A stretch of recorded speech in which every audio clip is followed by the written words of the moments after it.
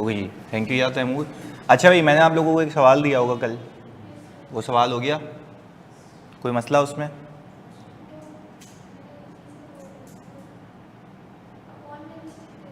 Upon में mistake कर दी, बाद में क्लियर हो गया। चलें जी, ओके। आज हम शुरू कर लेते हैं सर अपना कॉन्सेप्ट ऑफ ऑप्शंस। अब ऑप्शंस होते क्या हैं पहले ये समझ लेते हैं। भाई एग्जांपल दे रहा हूँ कि आप मेरी कंपनी में काम कर रहे हैं, तो मैंने आपको इंसेंटिवाइज करने के लिए मैंने कहा यार क्योंकि आप कंपनी को छोड़ के ना जाएं, तो मैंने आपको इंसेंटिव देने के लिए कहा कि भाई आप मेरी कंपनी में अगर 3 साल रुकेंगे, कितने साल? 3 साल रुकेंगे, तो मैं आपको आज एक शेयर ऑप्शंस देता हूँ। यानी आपको मैं शेयर ऑप्शन दे रहा हूँ कि आप अगर 3 साल रुके तो आपको ये ऑप्शंस शेयर्स में कन्वर्ट होके मिल जाएंगे। क्या? नहीं, देखो कोई मिक्स नहीं करना ना, तभी तो मैंने कहा अगर डिबेंचर होता तो क्या ये मैं कॉन्सेप्ट कराता? मैं कभी नहीं कराता। ऑप्शंस का मतलब है आप मेरी कंपनी के एम्प्लॉयज़ हैं, मैं चाहता हूं कि आप ये कंपनी को छोड़ के ना जाएं, क्योंकि जब एक बंदा एक कंपनी में काम कर रहा होता है तो बॉस कहता है कि यार चलो इनको पता है कि काम कैसे होता है। नए बंदे को लाना, नए बंदे को ट्रेन करना इज़ ऑल अबाउट हैसल। क्या उसको शुरू से बताना पड़ेगा, सारी चीज़ें ऑल टुगेदर नहीं होंगी, तो उस चीज़ से बचने के लिए हम अपने एम्प्लॉय को इंसेंटिव देते हैं कि आप अगर मेरी कंपनी में 3 साल तक काम करेंगे तो आपको इतने नंबर ऑफ शेयर फ्री में मिल जाएंगे। क्या कह रहा हूँ मैं? इतने नंबर ऑफ शेयर्स फ्री में मिल जाएंगे। अच्छा, फिर आपके दिमाग में ना फ़ौरन से वो फजूल बात आएगी कि ये बोनस है। बोनस होता है एग्जिस्टिंग शेयर होल्डर को। क्या ये एम्प्लॉयज़ एग्जिस्टिंग शेयर होल्डर है या शेयर होल्डर ही नहीं है? ये पोटेंशियल शेयर होल्डर है। कौन है? Potential share holder. अब हम ज़रा दिमाग लगाते हैं। जब मैं सामने वाले को यानी आप लोगों को बीइंग अ कंपनी ये ऑफर दे रहा हूँ कि यार आप 3 साल काम करो मेरी कंपनी में, मैं आपको शेयर इशू करूँगा, आज हम एग्रीमेंट कर लेते हैं। मुझे बताओ, क्या ये जो मैंने बकवास की, क्या इसका कोई एक्सपेंस है? नहीं, कोई एक्सपेंस नहीं है, यानी इसका प्रॉफिट के ऊपर कोई इम्पैक्ट नहीं होगा। देखो मैं फिर रिपीट कर रहा हूँ, भाई इसका कोई एक्सपेंस तो नहीं है ना। क्यों? क्योंकि तो आप सिर्फ कह रहे हैं, कहने का तो एक्सपेंस नहीं है ना। हाँ, अलबत्ता अगर 3 साल हो जाएंगे तो क्या मैं सामने वालों को शेयर इशू करूँगा, सब्जेक्ट टू के जितने मेरे पास एम्प्लॉयज़ मौजूद हैं। सब्जेक्ट टू मेरे पास जितने एम्प्लॉयज़ मौजूद हैं। अब एक एक करके सुनिएगा। यहाँ पे मैं कह रहा हूँ कि company granted 100 share options to कितने एम्प्लॉयज़? 150 एम्प्लॉयज़। सही जी, मैंने कहा कि भाई मैंने 100 शेयर ऑप्शन ग्रांट किए हैं 150 एम्प्लॉयज़ को, यानी मैंने 150 एम्प्लॉयज़ को उठाया और वो मेरे बड़े की एम्प्लॉयज़ होंगे। मैंने उनको इंसेंटिव देने के लिए कहा कि भाई अगर तुम कंपनी के साथ रुकते हो तो there is a possibility that you might become a part of the company, आपको ओनरशिप में हिस्सा मिल जाएगा। क्लियर है? एक एक एम्प्लॉय को कितने ऑप्शन दिए हैं? 100 ऑप्शंस, 100 शेयर ऑप्शंस को हाईलाइट कर लेते हैं। हमने कहा ये रहा, each option is convertible into 5 ordinary share. अच्छा, इस चीज़ का नाम ऑप्शन इसलिए है कि हो सकता है वो छोड़ के चला जाए, तो क्या ये ऑप्शन रहेगा या लैप्स हो जाएगा? लॉजिकल बात है, तभी तो इसका नाम शेयर ऑप्शन है। मतलब it is the option of the employee के whether he wants to stay with the company और नॉट। अगर वो कंपनी के साथ नहीं रुकेगा तो ये ऑप्शन नहीं मिलेंगे, फोरफीट हो जाएंगे। क्लियर है? आगे सुने। हमने कहा पहला केस करते हैं, केस 1 फॉर फ्री। हमने कहा आपको कुछ भी नहीं करना, आपने सिर्फ 3 साल काम करना है और आप हमसे ये शेयर्स लेके चले जाना। पर मैं आपसे पूछता हूँ, क्या ये ट्रांजैक्शन अभी हो गई है या हो सकती है? Again this is a what if scenario. Again this is a what if scenario कि भाई हो सकता है कि वो 3 साल रुकें और ये नंबर ऑफ शेयर्स मुझसे ले जाएं, जो कि कंटिंजेंट है कि वो कितने साल काम करें? 3 साल काम करें। पहले बताओ, यहाँ तक एग्रीड है हम? पक्की बात है? ओके। आप सबसे पहले, मैं आपसे सोचने का कह रहा हूँ, आप सबसे पहले कौन सी ईपीएस निकालते हैं? Basic EPS. तो बच्चों बेसिक ईपीएस में आप यहाँ पे अर्निंग रखते हैं। चलिए जी, अर्निंग रखी जाती है और वेटेड एवरेज शेयर्स, और फिर यहाँ पे आ जाती है आपकी EPS। हम अज्यूम कर लेते हैं कि हमारे पास जो अर्निंग्स हैं वो 2 मिलियन की हैं और हमारे पास जो weighted average number of shares हैं वो हैं 6 लाख रुपए के। EPS बताते हैं बेसिक कितनी आती है? Basic EPS 2 million divide by 6 lakh 3 ये बेसिक EPS आ रही है। बेसिकली ऑर्डिनरी शेयर होल्डर इतना कमा रहे हैं। अब मैं अपने शेयर होल्डर को बताऊंगा भाईजान जो हुआ नहीं है हो सकता है, जो हुआ नहीं है तो हो सकता है, कब बताते हैं, ये डाइल्यूटेड EPS हो। और मैंने कहा था अबव ऑल, आप सिर्फ एक चीज़ याद रखो, डाइल्यूटेड EPS तब निकलती है जब पोटेंशियल ऑर्डिनरी शेयर्स मौजूद हों। मैं आपसे सवाल पूछता हूँ, क्या ये ऑप्शंस पोटेंशियल ऑर्डिनरी शेयर्स हैं? Why I am saying potential? Convert हो सकते हैं पक्का 3 साल, तो वो हो ही नहीं, आप आज क्यों बता रहे हैं? उनका इम्पैक्ट बता देना कि ये तो है ही व्हाट इफ कि अगर हो जाए तो क्या होगा। यहां तक क्लैरिटी है? चलें, अब हमने कहा कि हम यहां पे लिखेंगे क्या भाई, ऑप्शंस इंपैक्ट। हम ये कहेंगे ना कि ऑप्शंस का कन्वर्जन इंपैक्ट क्या होगा, तो मुझे लगता है कि अर्निंग पे इंपैक्ट 0 है। क्यों? एक्सपेंस तो नहीं है ना यार, मतलब देखो ना कोई डिविडेंड है ना कोई एक्सपेंस है, कुछ प्रॉफिट पे तो कोई हिट नहीं होगी। हाँ अलबत्ता क्या नंबर ऑफ शेयर्स इंक्रीज होंगे? यानी मैं तो ये कहूँगा ना कि जब ये आएंगे तो भाईजान हमें नंबर ऑफ शेयर देने पड़ जाएंगे, तो ये आपके प्रॉफिट में शराकतदारी करेंगे। तो फिर कंपनी के शेयर होल्डर कहेंगे आप इनको दे क्यों रहे? मैंने कहा भाई आपको कमा के भी तो दे रहे हैं ना, ये 3 साल कंपनी में लगाएंगे तो आपको प्रॉफिट भी तो यही कमा के दे रहे हैं ना, तो अगर आप हल्की सी अर्निंग में इनको हिस्सा देंगे तो ये मोटिवेटेड होकर काम करते रहेंगे। क्लियर है? अब मुझे एक बात बताओ, यहाँ पे मैं 100 रखूँ या 100 इंटू 150 रखूँ या 100 इंटू 150 इंटू 5 रखूँ? यानी आप कह रहे हैं कि सर मैं 100 ऑप्शंस हैं,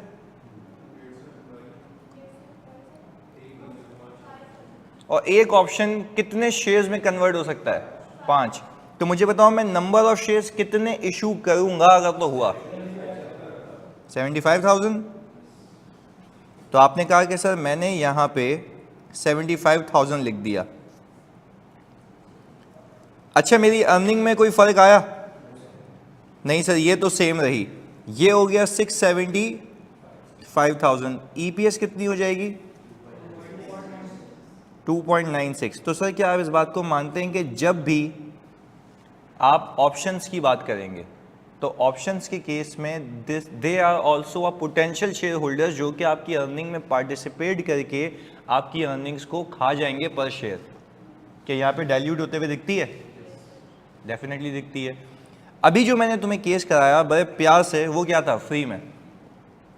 आओ आगे देखते हैं, फिर आप एक साथ कॉपी कीजिएगा।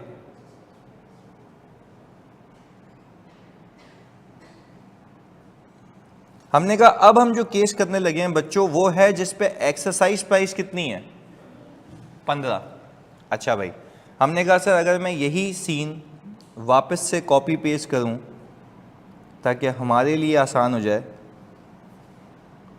तो मैंने कहा बेसिक तो सेम रही ना, उस पर तो कोई मसला नहीं होना चाहिए। ये रही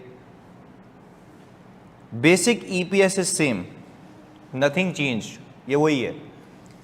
अब हम आ गए इस तरफ, हमने कहा सर अब हम कौन सा इंपैक्ट निकालेंगे? ऑप्शंस इंपैक्ट, कि ऑप्शंस अगर शेयर्स में कन्वर्ट हो गए तो उसका इंपैक्ट EPS पे क्या आएगा? तो हम यहां लिखते हैं। पर पहले बताओ पहले वाला केस क्या था? क्या हमने 1 रुपया भी लिया था उनसे? पर अब हम ले रहे हैं उससे 15 रुपये पर ऑप्शन, 15 रुपये पर ऑप्शन। अच्छा भाई अब जरा यहाँ देखिएगा, एक लॉजिकल बात करूँगा वो भी यूँ समझ आ जाएगा आपको, फोकस होके। मैंने ये कहा कि यार मार्केट में एवरेज प्राइस चल रही थी पूरे साल में कितनी? 40। अब थोड़ा सा राइट और इसमें फ़र्क बताता हूँ। Right issue existing share holder को होता है, राइट इशू और एक चीज़ याद रखना, एग्जामिनर ना फिर कंफ्यूज करेगा तुम लोगों को, फिर उस पर मार्क्स लूज हो जाते हैं फजूल के। लेकिन इतना मलाई सब्जेक्ट है ये कि ये वाला टॉपिक तो आपको यूँ मार्क्स निकाल के दे देगा अगर आपको ये फैक्टर्स वगैरह तमीज़ से लगाने आते हैं, क्योंकि एक ही लाइन में आंसर आता है ना हमारा। तो कहने का मतलब ये है कि यहाँ पे फोकस होकर देखो, ये लिखा हुआ है एवरेज मार्केट प्राइस। जब राइट इशू होता है ना तो आप कहते हैं market price before right issue, यानी जिस दिन राइट इशू होने वाला होता है ना उसके पहले वाली प्राइस पिक करते हो ताकि कौन सी प्राइस निकाल सको, एक्स राइट प्राइस। यहाँ पे आपको कौन सी प्राइस मिली है, यानी ये एवरेज मार्केट प्राइस इसलिए उठा रहा हूँ मैं क्योंकि ये साल में कभी भी कन्वर्ट हो सकते थे, साल में। तो मैं कह रहा हूँ कि भाई आप किसी एक पॉइंट ऑफ टाइम की ना ओपनिंग उठा सकते हो ना आखिरी की उठा सकते हो, आप पूरे साल की एवरेज लोगे। यानी पाकिस्तान स्टॉक एक्सचेंज के ऊपर हर दिन की प्राइस आ रही होती है, आप सबको प्लस करो 365 से डिवाइड करो, आपको पूरे साल की एवरेज मिल जाएगी। क्लियर है? तो ये कौन सी प्राइस उठानी है हमें, एवरेज मार्केट प्राइस। अब फोकस होकर देखिएगा, यहाँ पे बड़ी अहम चीज़ है इसमें। मुझे आप एक बात बताएं, यहाँ पे 40 रुपये कौन सी प्राइस है, एवरेज मार्केट प्राइस। पूरा लिखते हैं यहाँ पे, एवरेज मार्केट प्राइस 40 है। मैंने कहा सर यहाँ पे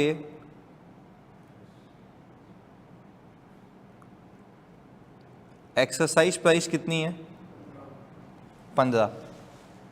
सही है? अच्छा, अब मैंने इसको डिवाइड कर दिया सर 40 से। अरे 40 में से 15 निकाल दूं अगर तो 25 बचता है, ऐसा है? तो क्या मैं ये कह सकता हूं, कि मैंने 40 के कंपैरिजन में 25 का क्या दिया है, डिस्काउंट दिया है। ये बोनस है, ये बोनस है, बोनस नहीं है। बोनस तो एग्जिस्टिंग शेयर होल्डर को होता है, ये नए शेयर होल्डर्स को, पोटेंशियल शेयर होल्डर्स को फायदा है। वरना एम्प्लॉय को अगर आप ये कहो, सुनना मेरी बात, एम्प्लॉय को अगर आप ये कहो कि भाई 3 साल काम करो, जो मार्केट प्राइस होगी उस पर शेयर खरीद लेना, उसने बोला कि दिमाग खराब है तेरे बाद 3 साल काम करूंगा, मार्केट से नहीं ले लूंगा। मतलब मैं क्या, मतलब पागल हूं कि 3 साल तुम्हारे लिए काम भी करूं और फिर तुम शेयर्स भी दो और वो भी मार्केट प्राइस पे? तो भाई तुम क्यों दे रहे हो, मैं कहां से ले लूंगा, मार्केट से ले लूंगा। तो तुम्हारा तो कोई इंसेंटिव होना चाहिए ना। तो फिर अगेन एम्प्लॉय को इंसेंटिवाइज करने के लिए मैंने कहा मार्केट प्राइस जो भी होगी, तुम्हारे लिए एक्सरसाइज प्राइस कितनी है, 15। यहां तक क्लियर है? तो हम यहां पे इस केस में जो मैं सिखा रहा हूं, इसमें मैंने उसको डिस्काउंट दिया है 25 रुपए पर शेयर का, यानी टेक्निकली यहां पे भी मैंने कुछ शेयर उसको फ्री में दिए, यहां पे भी कुछ शेयर्स मैंने उसको फ्री में दिए। अभी कैसे दिए हैं वो दिखाता हूं। अभी पहले एक शॉर्टकट है ये, मुझे बताओ इसका फ्रैक्शन का परसेंटेज कितना आता है, 62.5। अच्छा, अब जल्दी से मुझे बताओ मैंने शेयर कितने इशू किए, 75,000 करने हैं जो, कितना आता है ये आंसर, 46, एक बता दो आंसर, 46875, जीरो नहीं है आखिर में। ओके, आप कह रहे हैं कि सर 46875 के जो शेयर्स है ना, इसके मैंने पैसे नहीं लिए। इसको आप यूं भी कर सकते थे अगर लंबी करनी होती। आप सिंपल ये करते जो हमने पहले सीखा हुआ है कि भाई 75,000 शेयर्स के अगेंस्ट में पैसे कितने के मिलेंगे, 15 के। जल्दी बताते हैं कितना आता है,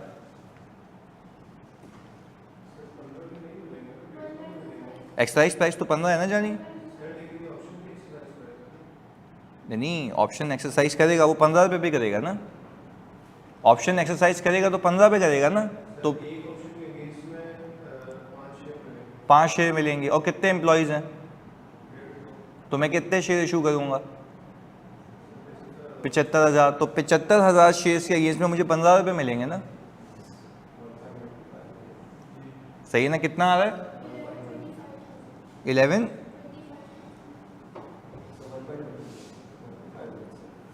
यही है। अच्छा, अगर यही पैसे मैं मार्केट से लेने जाऊं तो मुझे कितने शेयर इशू करने चाहिए? कितना? 28,125 मुझे शेयर इशू करने चाहिए, राइट? ऐसा ही है भाई। अच्छा, 28,125 अगर मुझे शेयर इशू करने चाहिए तो सर आप मुझे एक बात बताएं, मैंने इशू कितने किए?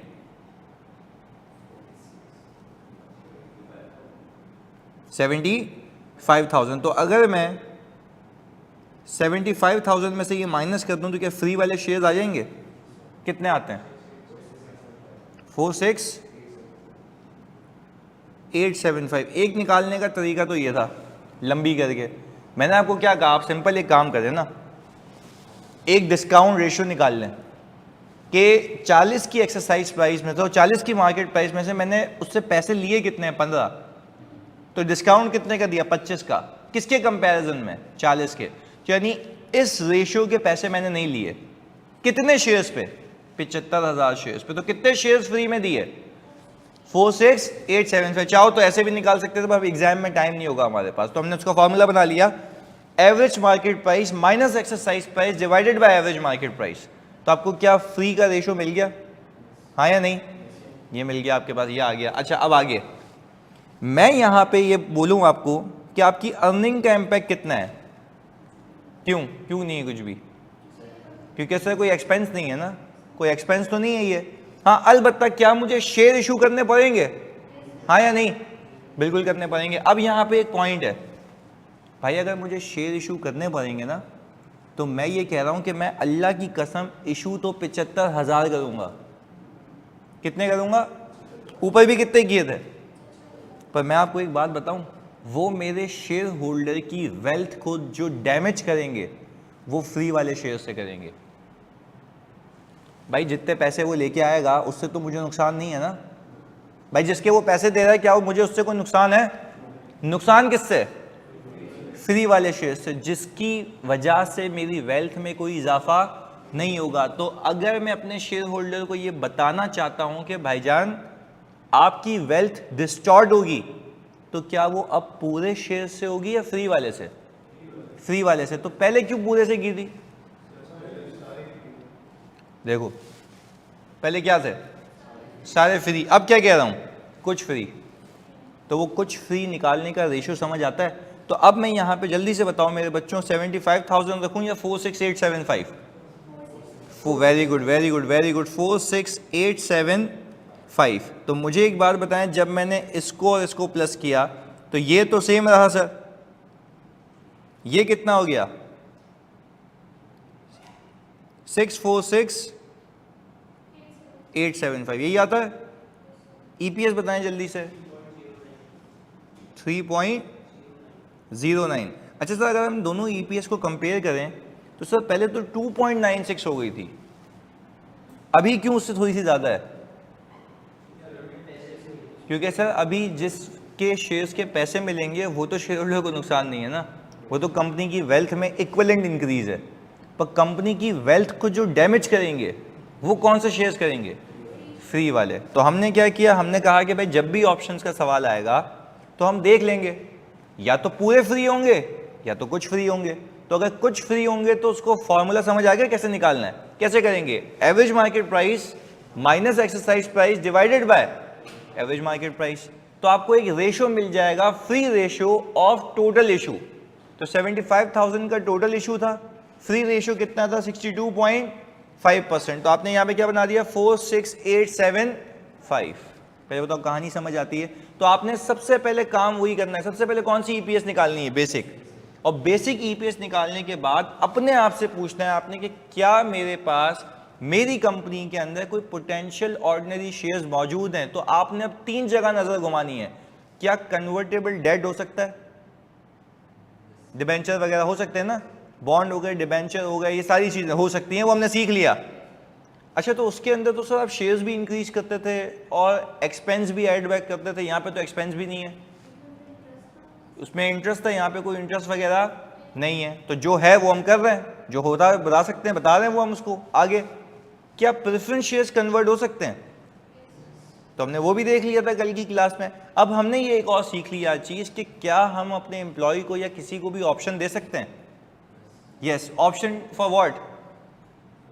For shares, for ordinary shares, but it can be for free, it can be for some amount.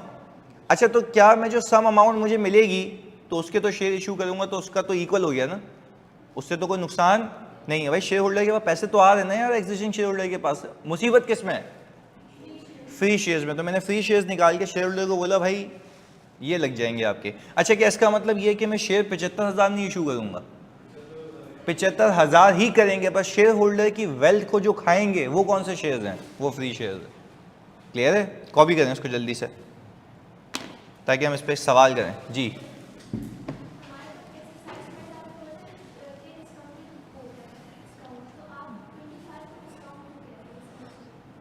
तो एक्सरसाइज प्राइस 15 है ना, तो डिस्काउंट कितने का है? डिस्काउंट बेटा 25 का हुआ ना। अगर 40 की चीज 15 में खरीद रही हो तो डिस्काउंट कितने का है? 15 इज डिस्काउंटेड प्राइस। डिस्काउंट कितने का है? तो मैंने कितना लिखा हुआ है?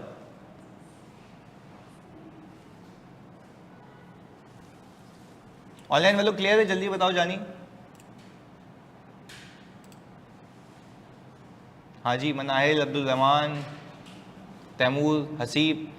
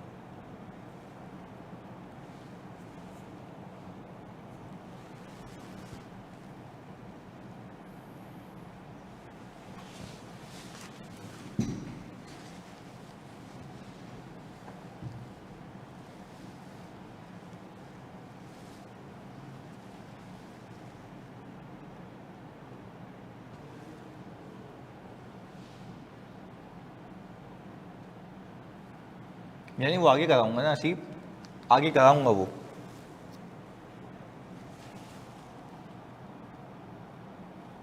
हाँ, अगर वो जो आप कह रहे हैं ना वो आपकी बात सही है तो इग्नोर करेंगे, जैसे कल किया था हमने। सही है? मैंने कल इसलिए नहीं करा था क्योंकि मुझे देखना था एक बार स्टडी टेक्स्ट में कि है या नहीं है, तो मैंने देख लिया है।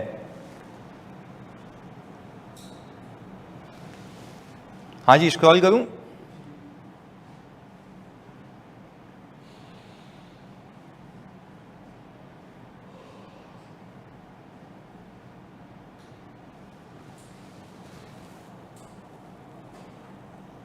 हाँ बिल्कुल, वो अभी हम देखते हैं ना आगे।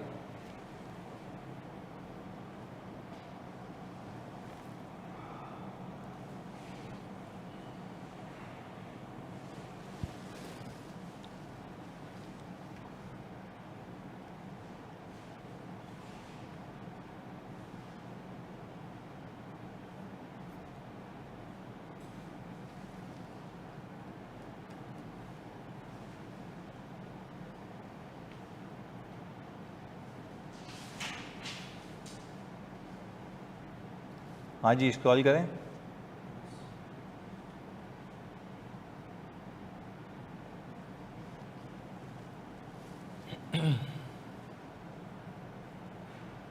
फिर सही है।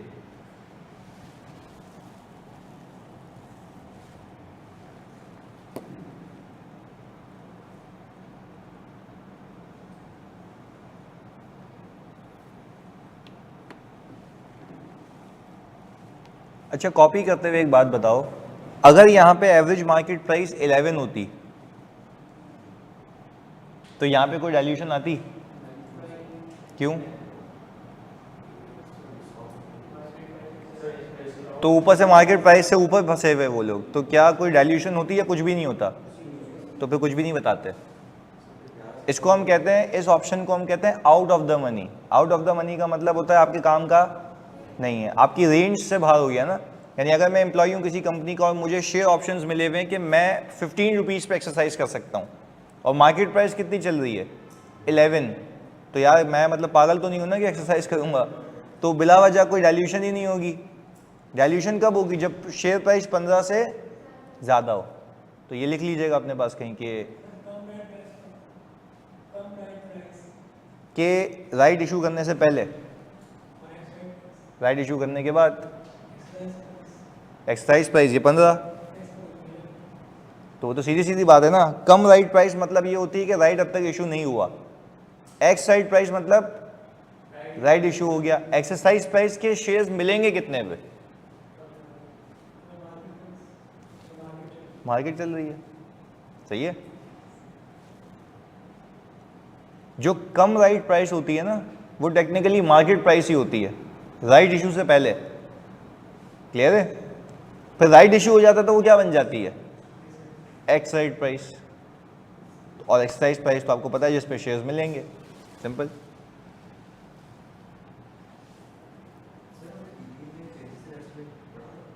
Changes in estimate is not related to PP, it is related to IS 8। IS 8 का पार्ट है, सही है ना। वहाँ पे आती है ये चीज़ के, वहाँ पे आप जाके देखते हैं कि आपकी लाइफ चेंज हो जाए, रेजिडुअल वैल्यू चेंज हो जाए, वो सारी चीज़ें IS 8 का पार्ट है।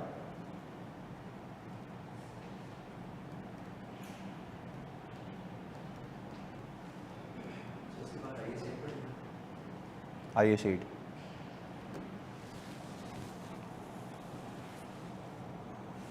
हाँ जी, डन।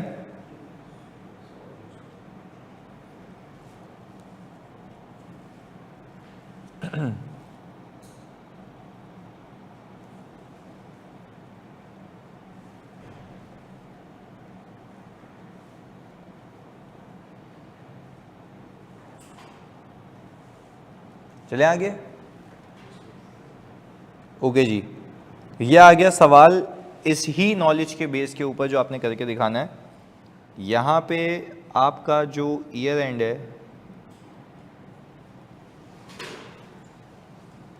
वो जून है।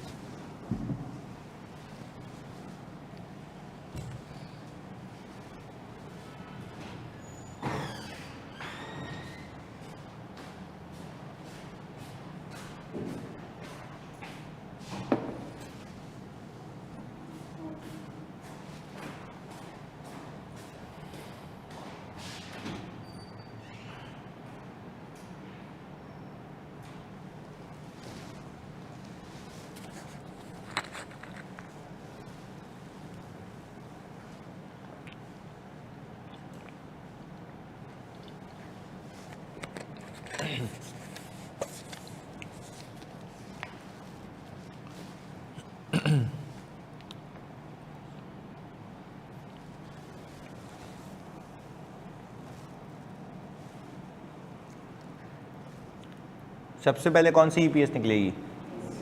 बेसिक।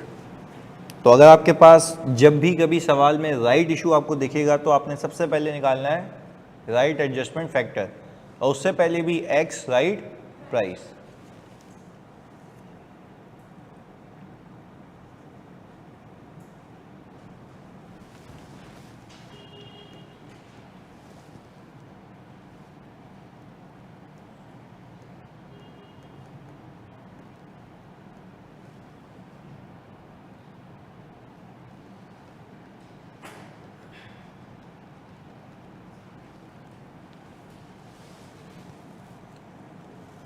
पीपी के पास पेपर हो गए सारे? सारे नहीं हुए यार, तो कब के दिए हुए हैं? टाइम नहीं है। ऐसी क्या मसरूफियत है भाई? एक एक करके रोज़ एक एक करो तो भी अच्छा है, पर ख़त्म करो करके।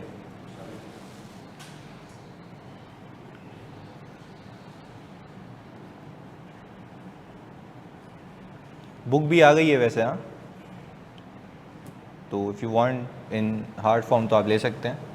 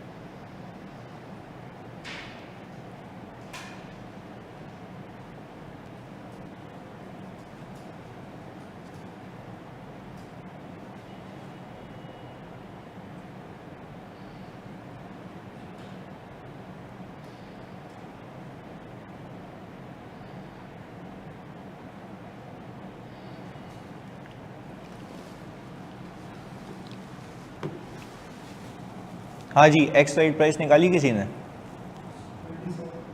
27 एग्जैक्ट। चलें, सही है।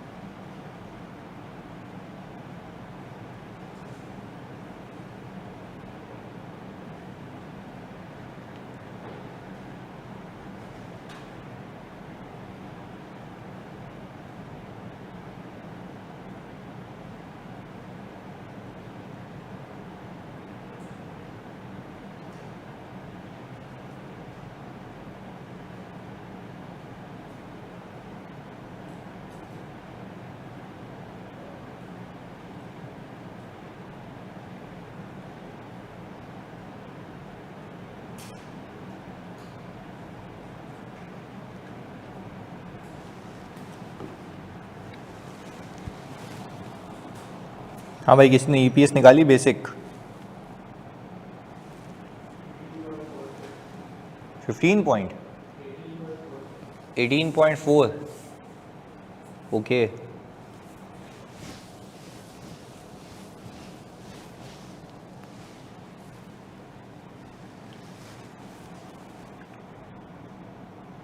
अब डाइल्यूटेड निकालो, निकाल ली?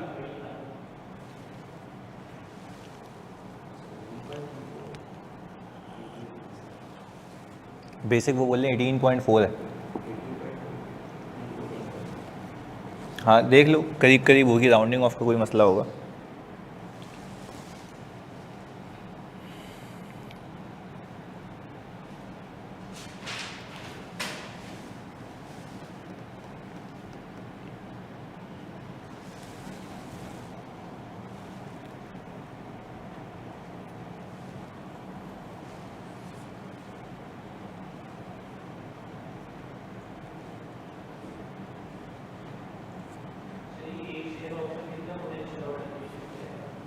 वो कहते हैं कंपनी ने 2500 शेयर ऑप्शन एम्प्लॉय दिए हैं, हुए perform 3 year service at an exercise price, average market price दी हुई है, एक ही उसमें कन्वर्ट होगा।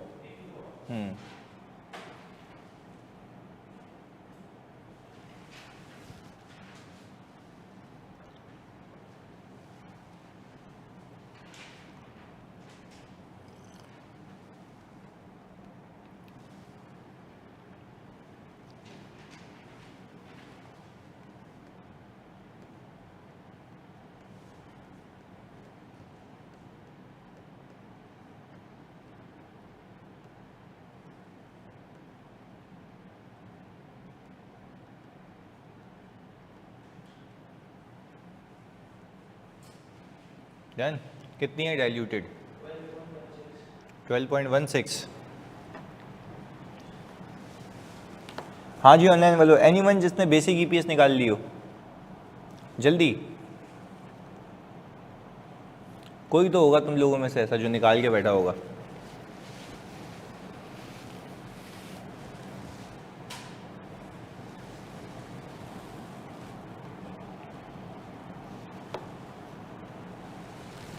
अच्छा जी, तो हमारे पास यहाँ पे सबसे पहले हमने निकालनी है एक्सट्राइट प्राइस, और पहले ये देख लेना है कि ये जनवरी में इशू हुआ है।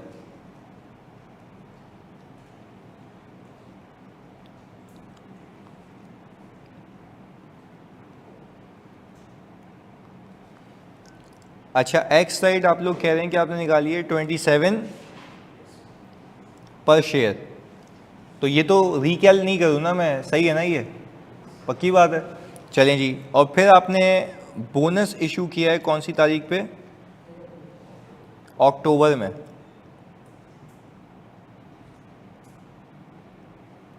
तो इसको हम ऊपर ले आते हैं ताकि सही जगह रहे।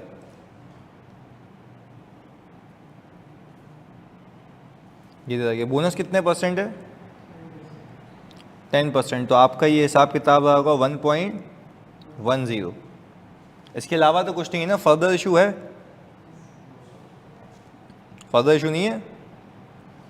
चलें, ओपनिंग शेयर्स पे, ओपनिंग शेयर्स कितने हैं? 3 लाख।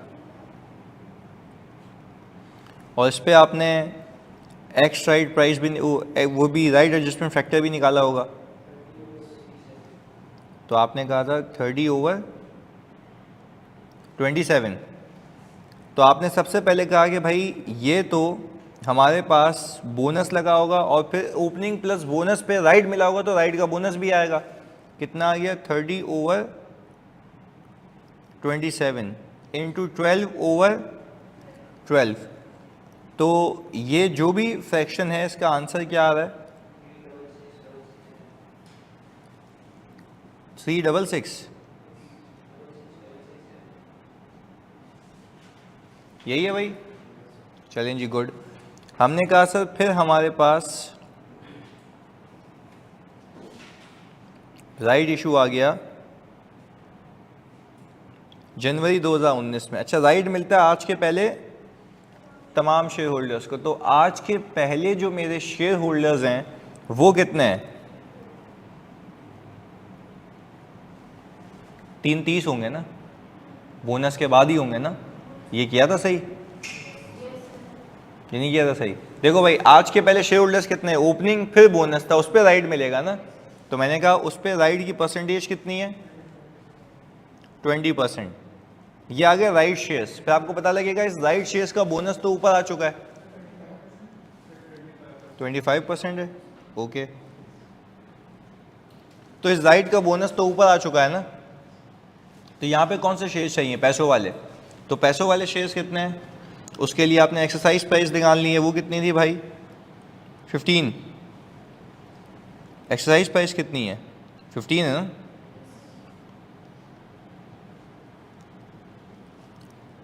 डिवाइड बाई 27 इंटू कितना आता है? सर राइट शेयर्स 2020 में इशू होंगे, आपने 2019 लिखा है। अच्छा, ये गलत लिख दिया है मैंने। ये तो भाई, पर एक मिनट ना, ईयर एंड 30 जून है ना भाई, सही तो लिखा हुआ है। क्या कह रहे हो भाई तैमूर, कितना आ रहा है आंसर ये?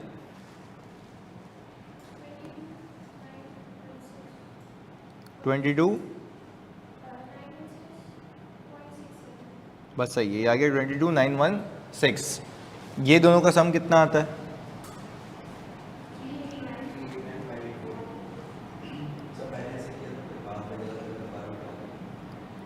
अभी सही है ये 389,584। तो हमने कहा भाई ये 389,584 था, तो अब हमारे पास दो चीज़ें आ चुकी हैं। हमें यहाँ पे निकालनी है एक अर्निंग्स, और यहाँ पे क्या लिखेंगे?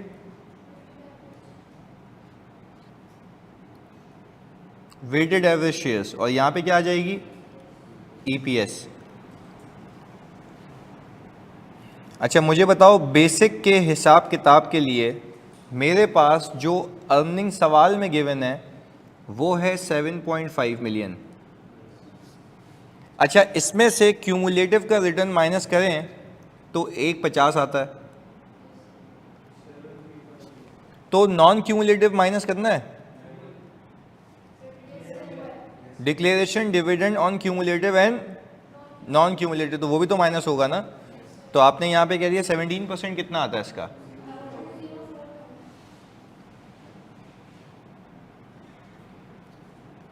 ये कितना आता है बच्चों? 7146, ये आ गया 7146,000। अच्छा भाई हसीब कह रहे हैं कि सर 20833 आ रहा है, ये फ्रैक्शन को वापस मल्टीप्लाई कर लेंगे प्लीज़ आप लोग। 3/30 का 25% का इंटू 15/27 इंटू 6/12, यही आ रहा है। हसीब क्या हो गया भाई? 389,584, ये आ गया 389,584, तो 18.34, ये आ गई बेसिक ईपीएस। अच्छा क्या कोई पोटेंशियल ऑर्डिनरी शेयर्स हैं? है ना भाई? ऑप्शंस इम्पैक्ट से अर्निंग पे कोई इम्पैक्ट आएगा नहीं। तो मुझे बताओ यहाँ पे इस ऑप्शंस का अगर 2,500 शेयर ऑप्शंस हैं, एम्प्लॉयज कितने हैं? 200। इसको क्या सीधा सीधा नंबर ऑफ शेयर्स निकाल लूँ या इसमें से फ्री वाले निकालूँ? फ्री वाले निकालेंगे ना। फ्री वाले निकालने का तरीका है, एवरेज मार्केट प्राइस दी हुई है आपको, कितनी है? 20। एक्सरसाइज प्राइस कितनी है? ये आंसर कितना आ रहा है भाई? अच्छा ये अब एक और चीज़ भी है इसमें, ये जनवरी 1 पे इशू हुए हैं, ये जनवरी 1 पे इशू हुए हैं, तो इसका इम्पैक्ट कितने महीने का लेंगे? 6 महीने का, क्योंकि अगर हो भी जाते तो मैक्सिमम 6 महीने का इम्पैक्ट होता ना फॉर द ईयर में। तो कितना आता है? एग्जैक्ट 1 मिलियन है। आई डाउट 1 लाख है ना, चेक कर लो एक बार फिर। 1 लाख ही ओके। तो हमने कहा सर यहाँ पे आ गया 1 लाख,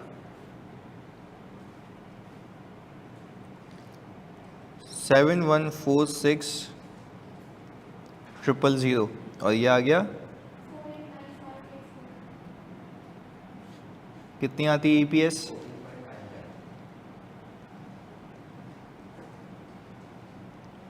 डाइल्यूट हो गई ईपीएस, लॉजिकल सी बात है। अच्छा फिर रिपीट कर रहा हूँ, मैंने 6/12 इसलिए किया है यहाँ पे क्योंकि ये ऑप्शन इशू ही इस साल हुए हैं। तो अगर डाइल्यूशन इम्पैक्ट होता भी तो वर्स पिक्चर में भी कितने महीने का होता? 6 महीने का। तो हमने वो 6 महीने बताया। अगर ये पिछले साल से इशू हुए हुए होते तो इस साल पूरा साल आता। यानी पहले तो आपने ये करना है कि ऑप्शंस की टोटल नंबर ऑफ शेयर्स निकाल लिए। टोटल नंबर ऑफ शेयर्स कितने बताते हो? इन दोनों का मल्टीपल,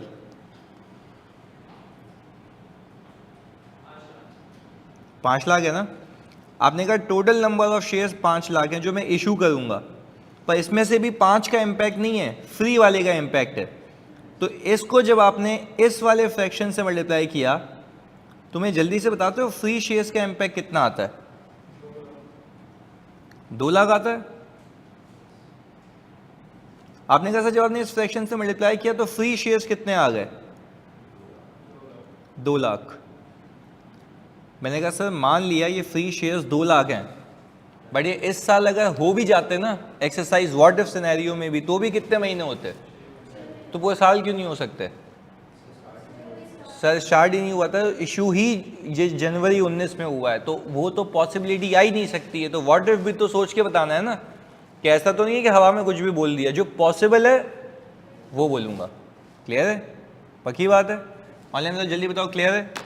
इसलिए हमने इसको 6/12 कर दिया ताकि ये वाली बात हमें क्लियर हो जाए। जल्दी से बता दो। वेरी गुड, ये आ गया। कोई ऐसा जिसकी सही आई हो ईपीएस खुद से? बेसिक तक सही आई थी, डाइल्यूशन समझ आ गई?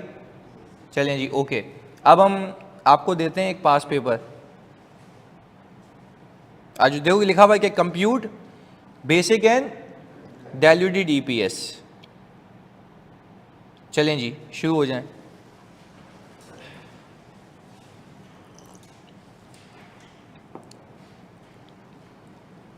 ये मैं देखूं तो आपका कितने नंबर का आया था? ये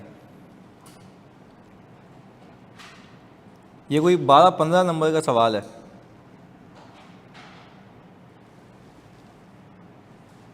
चलें जी शुरू हो जाएं।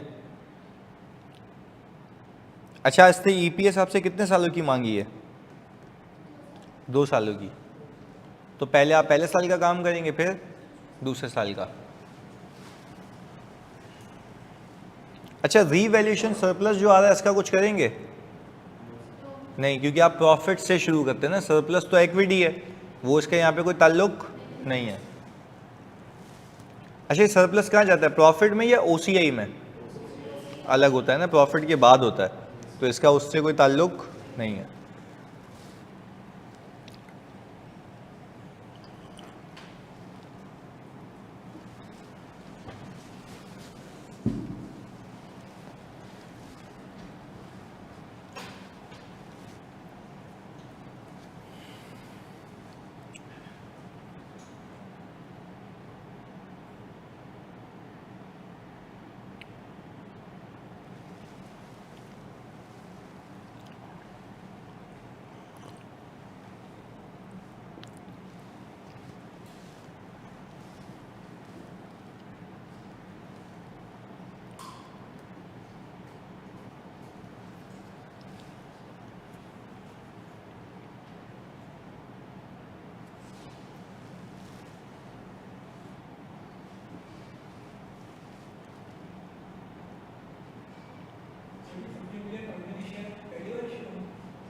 On July 150 million ordinary share having par value were issued at rupees। बिल्कुल ये इशू हुए हैं क्योंकि कंपनी इनकॉर्पोरेट कब हुई है, तो ये पहली बार इशू हुआ, यानी ओपनिंग कुछ भी नहीं था। क्लियर है? फिर रिपीट कर रहा हूँ, ओपनिंग शेयर्स कुछ भी नहीं थे।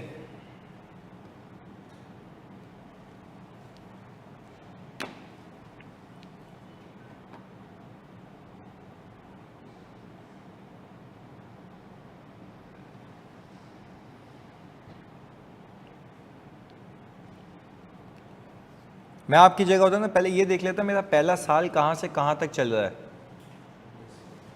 तो आप मुझे बताते हैं पहला साल कहाँ से कहाँ तक है? 1 जुलाई 2020 से लेके 30 जून 2021।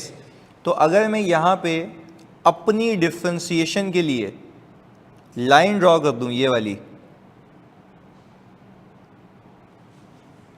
तो क्या यहाँ तक सिर्फ और सिर्फ पहला साल है? तो पहला साल करें पहले।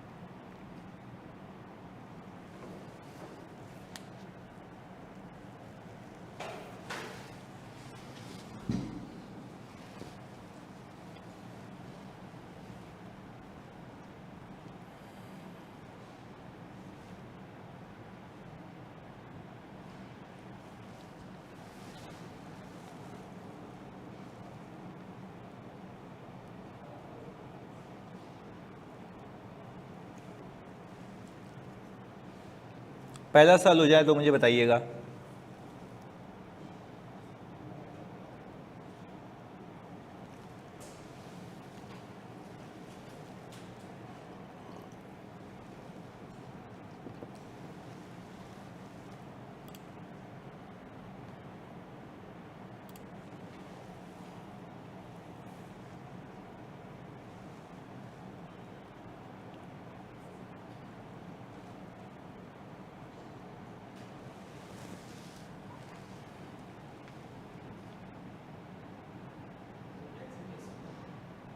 टैक्स नहीं है, पहले साल में कोई टैक्स का काम भी नहीं है।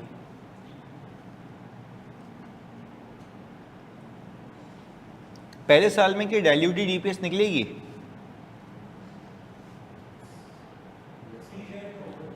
हाँ नहीं, इसमें ऑप्शंस हैं, पहले तो ये देखो। नहीं नहीं नहीं, फिर नहीं समझे, ऑप्शंस नहीं है ना। कन्वर्टेबल इंस्ट्रूमेंट है बट ऑप्शन के अलावा है। बात समझ आ रही है? इस सवाल में ऑप्शन तो नहीं है ना, तो उसके अलावा कन्वर्टेबल नहीं हो सकते क्या? हो सकता है, हमने सीखा हुआ है।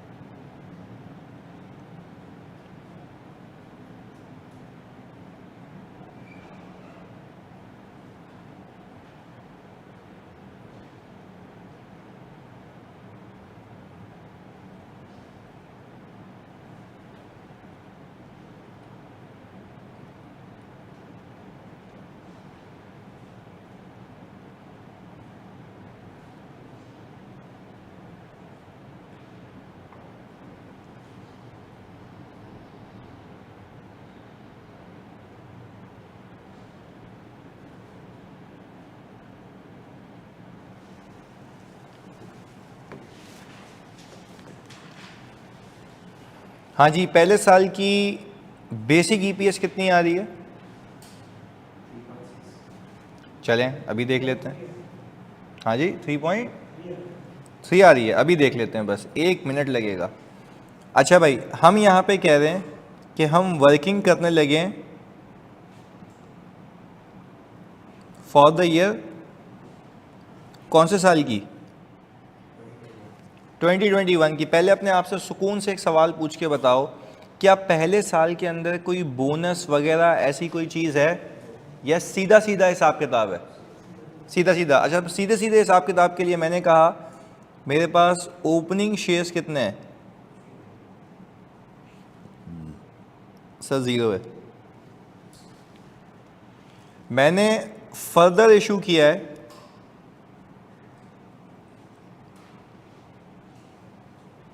कौन सी तारीख पे भाई? जुलाई 1 पे।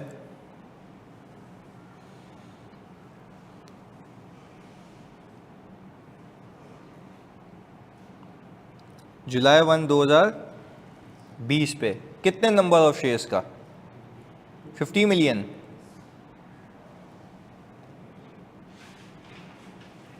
ये 50 मिलियन मैंने उठाया यहाँ से और मैंने इसको मल्टीप्लाई कर दिया 12/12 से, ये 50 ही आ गया। अच्छा, ये डन हो गया। अब ज़रा मुझे बताओ, इसके आगे लिखा हुआ है on July 1 10 million redeemable preference shares. ये क्या है? नहीं नहीं, रिडीमेबल मतलब डेट है ना, और ये तो शेयर्स में आएंगे ही नहीं, तो क्या इसको इग्नोर करके आगे बढ़े हम? अच्छा, ये भी जुलाई 1 पे हुआ है, मतलब पूरा साल। चलें, हमने कहा each preference share is convertible into, पर ये कब सोचना है? बेसिक के बाद, डाइल्यूटेड निकालते वक्त। तो हमने अभी इसको इग्नोर करना है, आप लोगों ने भी इग्नोर ही किया था। चलिए जी, good. On Feb 1 2021 further 20 million ordinary shares having a par value of ₹10 each were issued. Prevailing market price ये थी, ओके। तो हमने कहा फिर आपके पास Feb 1 2021 कितने मिलियन ऑर्डिनरी शेयर? और इस पे 5/12 कितना आता है जी? 8.33। तो आपने कहा सर ये आ गया 58.33। अच्छा, अब अगर मैं मेरे बच्चों में ईपीएस निकालना चाहता हूं कौन से साल की? मैं ईपीएस निकालना चाहता हूं 2021 की। तो मुझे आप एक बात समझाएं और बताएं कि सर मैंने यहाँ पे पैसे कितने रखने हैं ऊपर? 210। क्या कोई प्रेफरेंस शेयर होल्डर का रिटर्न माइनस करेंगे? नहीं तो है तो सही, प्रेफरेंस शेयर इशू तो किए हैं तुमने। नहीं भाई, अगले साल नहीं, जवाब सही देना है। रिडीमेबल है, प्रॉफिट में से एडजस्ट हुआ हुआ है। सवाल के जवाब देख के देखो प्लीज। हाँ, पास पेपर है। इधर आपने कहा 58.33, ईपीएस कितनी आ गई बेसिक?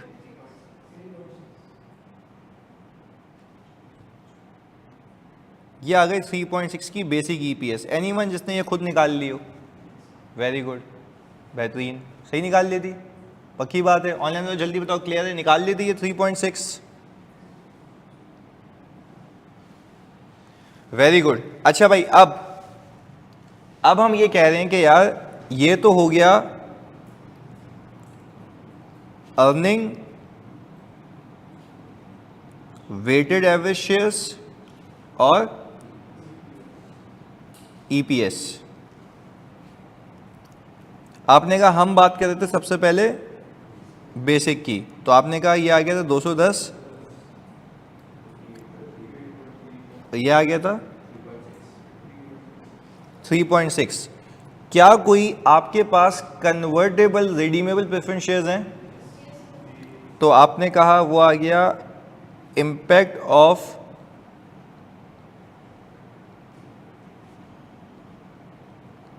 रिडीमेबल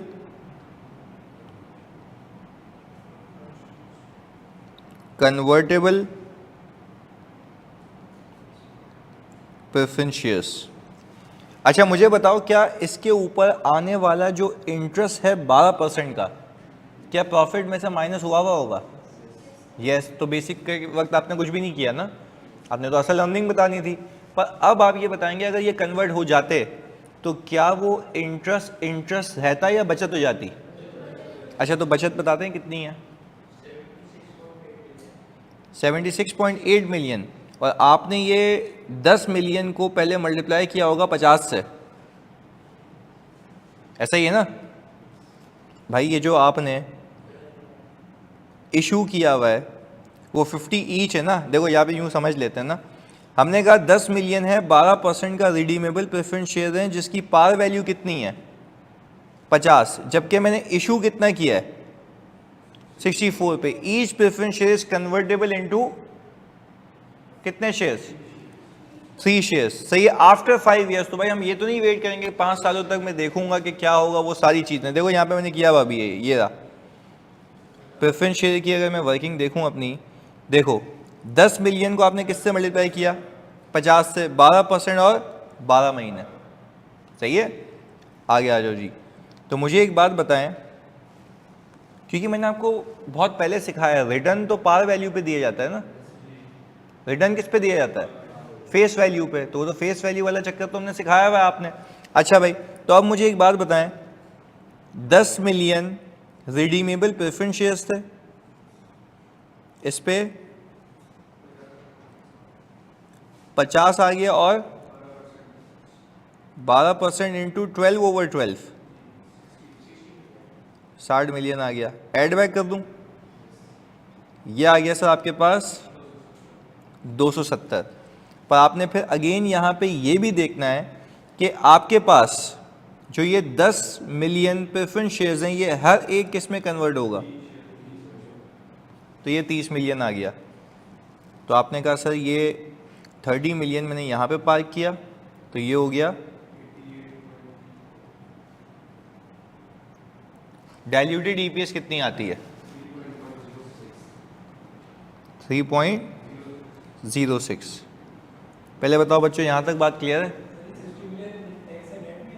अच्छा, टैक्स मैंने आपको बताया था ना, जब आप पूछ भी रहे थे आप लोग मुझसे कल की क्लास में, तो मैंने कहा था कि अगर टैक्स रेट आपको गिवन नहीं होगा तो आप फिर समझेंगे कि कोई टैक्स अप्लाई नहीं होता। तो देखो यहाँ पे टैक्स रेट गिवन नहीं है ना पास पेपर में, तो हमने इसलिए टैक्स का कुछ भी, मतलब यू कैन नॉट अज्यूम कि टैक्स रेट ये होगा। टैक्स नहीं है तो मतलब नहीं है। क्लियर है?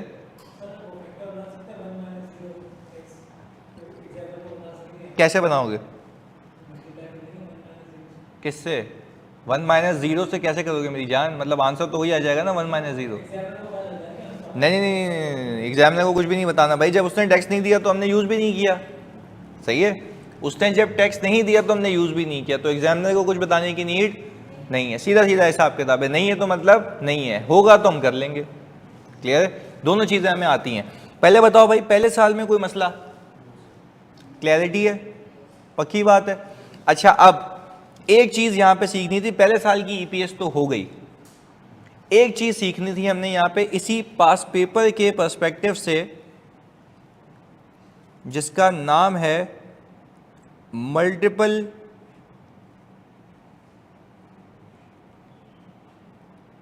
कन्वर्टेबल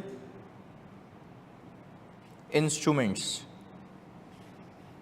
ये बहुत फोकस होकर सीखना है, क्योंकि बस इसी पास पेपर पे अप्लाई करके दूंगा मैं आपको। मल्टीपल कन्वर्टेबल इंस्ट्रूमेंट्स का मतलब यह है कि एक ही कंपनी में एक से ज़्यादा नेचर के इंस्ट्रूमेंट्स हों जो कि कन्वर्टेबल हों। अभी इस सवाल में पहले साल में कितने इंस्ट्रूमेंट्स थे जो कि कन्वर्ट हो सकता था? एग्रीड है? ऑनलाइन में पार्टिसिपेशन रखनी है आप लोगों ने भी। पर मुझे बताओ, जब मैं इसी पास पेपर के अंदर अगले साल जाता हूँ तो अगले साल ये वाली इंफॉर्मेशन देखो, यस कन्वर्टेबल बॉन्ड्स भी होंगे, ऐसा है भाई? तो आपने टेक्निकली अपने पास दो तरीके की ऐसी लायबिलिटीज रखी हुई होंगी जो कि कन्वर्ट हो सकती हैं इनटू शेयर्स या ऑर्डिनरी शेयर्स। क्लियर है? यानी पोटेंशियल शेयर्स कितने टाइप के हो जाएंगे? अच्छा, हो सकता था ऑप्शंस भी आ जाए तो कितने हो जाते? 3। मैं आपको ये क्यों सिखा रहा हूं अलग से, उसकी वजह बताता हूं। आप सबसे पहले, मैं यहां पे लिख भी देता हूं, सबसे पहले आप कौन सी ईपीएस निकालते हैं? Basic EPS. उसके बाद कौन सी निकालते हैं? पर डाइल्यूटेड ईपीएस निकालने के लिए, डाइल्यूटेड ईपीएस निकालने के लिए मैं यहां पे लिखता हूं फॉर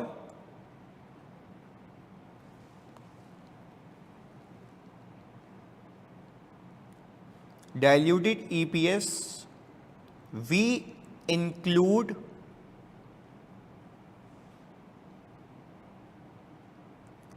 impact of dilutive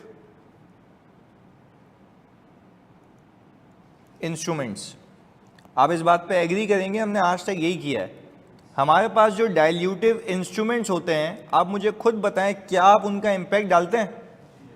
यहां पे इम्पैक्ट डाला था, इसको मैं इंस्ट्रूमेंट तो कह रहा हूं पर ये डाइल्यूटिव इंस्ट्रूमेंट है ना, कि जिसकी वजह से ईपीएस डाइल्यूट हो जाएगी। क्लियर है? अच्छा, अब आपको ये स्टैंडर्ड ये कह रहा है कि आपने अगर किसी साल में या किसी कंपनी में एक से ज़्यादा डाइल्यूटिव इंस्ट्रूमेंट्स देखे तो आप उसको अपनी हिसाब से नहीं पार्क करेंगे, आप उसको सीक्वेंस में पार्क करेंगे। किस में पार्क करेंगे? जो सबसे ज़्यादा खतरनाक होगा पहले उसको, वापस से रिपीट करता हूं, जो सबसे ज़्यादा खतरनाक होगा पहले उसको पार्क करेंगे। अब आप मुझे बोलेंगे कि सर ये जो सबसे ज़्यादा खतरनाक होगा वो हमें कैसे पता लगेगा? वो मैं निकालना सिखाऊंगा। इन एनी केस आप सबसे पहले कौन सी ईपीएस निकालेंगे? तो डाइल्यूटेड ईपीएस निकालने के लिए आप फिर रैंकिंग करेंगे। अगर आपको एक से ज़्यादा डाइल्यूटिव इंस्ट्रूमेंट दिखते हैं तो सबसे पहले कौन सा पार्क करेंगे? जो सबसे खतरनाक होगा, जिसका इम्पैक्ट सबसे ज़्यादा डाइल्यूट करेगा। इस बात पे एग्री है? पक्की बात है? वो कह रहा है अपने हिसाब से आप पार्क नहीं करेंगे, सबसे पहले सबसे ज़्यादा डाइल्यूटिव वाला, वो मैं सिखाता हूं। पर पहले मुझे एक बात बताओ, अगर हम, आप इजाज़त दें तो अगले साल की पहले बेसिक निकाल लें। क्लियर है? जल्दी निकाल के दो, जल्दी से निकाल के दो अगले साल की बेसिक।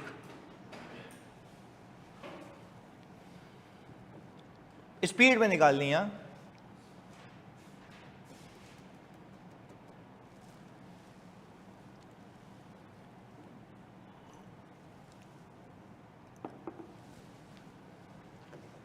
पाँच मिनट है आपके पास अगले साल की बेसिक निकालने के लिए। किसकी? राइट शेयर की एक्सरसाइज प्राइस देखो कितनी है। तो 10 का प्रीमियम है ना, ऐसे तो मैंने पीछे 10 सवाल कराए।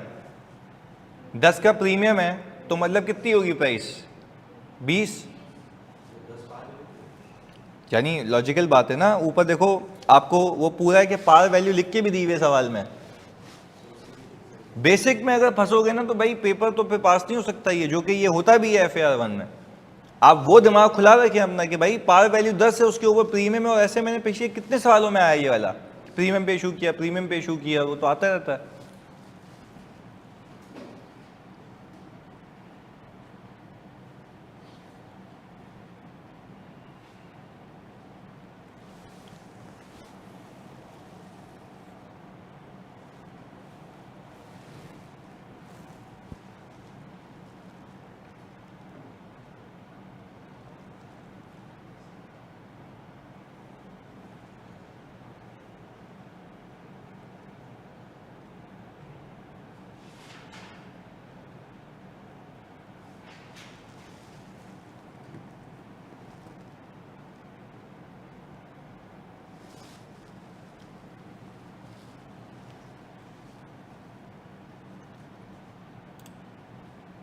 हाँ जी, ऑनलाइन वालों आप लोगों को बताना ही है।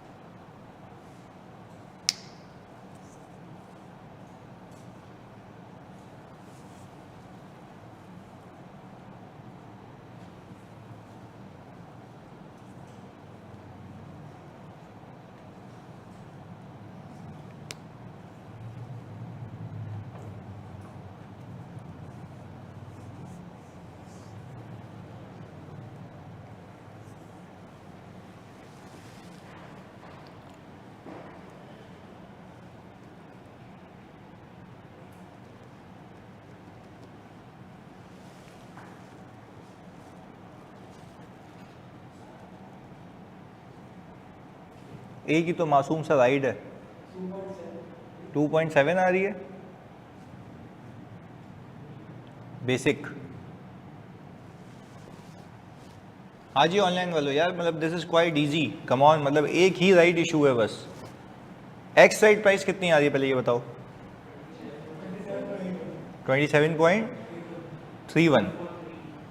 चलो देख लेते हैं सर कि आपने ईयर 2 के अंदर क्या कारस्तानी की है। ईयर 2 हमारा 2022 है। हाँ जी भाई, पूरा लिख लेते हैं, 30 जून 2022 ये हिसाब किताब है। चलें जी, यानी मनाइल कह रही है कि सर, और तैमूर कह रहे हैं 27.14 इज एक्स राइट प्राइस। चलें, हमने कहा मुझे सबसे पहले चाहिए ओपनिंग शेयर्स। ओपनिंग शेयर्स कितने हैं? 70। ये देखो ओपनिंग शेयर 70 ऐसे हैं कि 50 आपने इशू किए थे और फिर 20 आपने इशू किए, तो यहाँ पे तो एक्चुअली आएंगे ना। वेटेड एवरेज तो EPS के लिए होता है। अच्छा भाई, फिर आपने कहा कि सर नीचे हमने वर्किंग की थी एक्स राइट प्राइस की।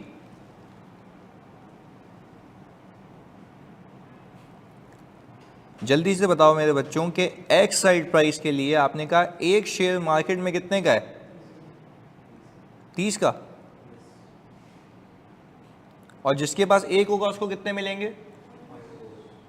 0.4, 40% का ये है। ये 8 हो गया,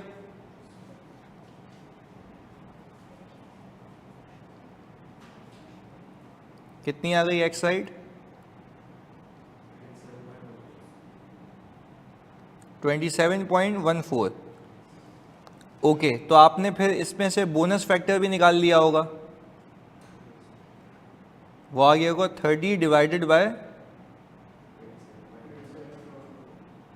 27.14। तो ये फैक्टर में 1.0 में कितना आता है? यानी अगर वो आप इसको डिवाइड करें इससे तो आंसर कितना आ रहा है? 1.105। अच्छा, क्या आप ये मानते हैं 1.105 is the bonus of right issue? ये राइट में छुपा हुआ बोनस है जो कि अब ऊपर इनकॉर्पोरेट हो जाएगा अभी। अच्छा जी, हमने कहा यह आ गया 1.105 इंटू 12/12 कितना आता है? 7 नहीं, अरे मिलियंस में चल रहा है ना जानी। 77.35, 77.37। यानी थीम को फॉलो करना है सवाल की। राइट इशू होता है आज के पहले तमाम शेयर होल्डर्स को, तो 70 मिलियन था, 70 मिलियन पे राइट कितना परसेंट? 40%। राइट शेयर्स आ गया, इसका बोनस ऊपर जा चुका है, exercise price divided by x side price. Right issue कौन सी डेट पे हुआ है? 9/12 अक्टूबर में हुआ है।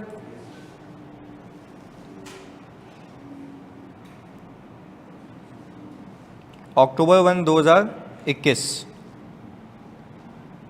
ये कितना आ गया बच्चों?